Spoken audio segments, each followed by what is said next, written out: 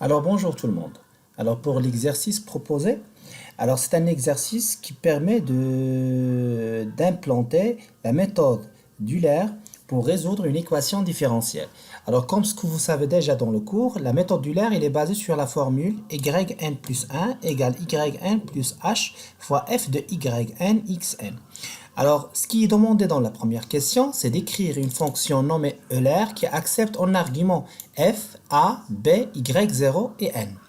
Le a et b, c'est l'intervalle, f, c'est la fonction, y0, c'est la solution de base, et n, c'est le nombre des subdivisions. Alors, c'est-à-dire n plus 1, ça sera le nombre des points à renvoyer par la méthode, la fonction Euler. Alors, pour la solution proposée, alors ça, ici, j'ai utilisé Piso comme éditeur afin d'exécuter, bien de simuler un peu la fonction qu'on va créer. Pour la fonction proposée, alors on doit tout d'abord calculer le h. Le h, c'est x max moins x min divisé par le nombre des subdivisions, c'est-à-dire b moins a divisé par n. Les subdivisions, on peut les trouver en utilisant la fonction linspace. Et SY, c'est la solution, bien l'ensemble des solutions. Au début, on va créer une liste remplie par des zéros. Alors 0.0 ici, c'est tout simplement pour vous montrer, vous dire qu'il s'agit des valeurs réelles. Comme ça, lors des calculs, on ne va pas calculer des entiers, mais plutôt des valeurs réelles. Alors for i in range n plus 1, parce qu'on aura n plus 1 valeur, SY0, la première case, ça sera la solution de base Y0. À partir de cette solution, on va appliquer la formule d'Euler pour trouver les autres valeurs.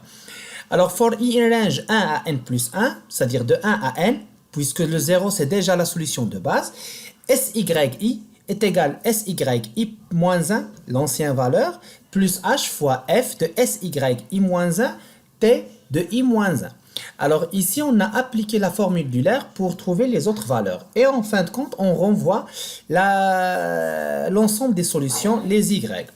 Alors pour la deuxième question, on va vous donner une fonction fyx, c'est égal lambda y. Cette fonction est là comme solution exacte et exponentielle lambda x.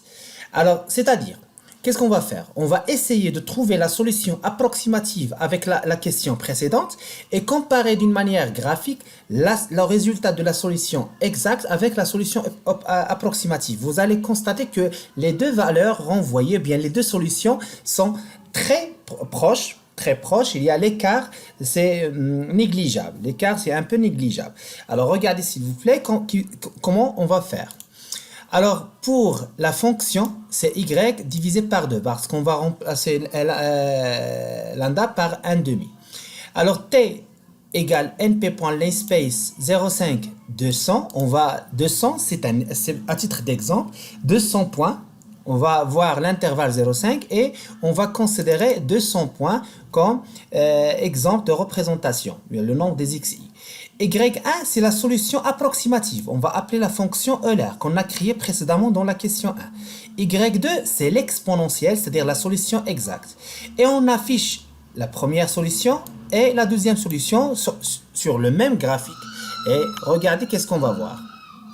Alors, vous constatez que les deux solutions sont très proches.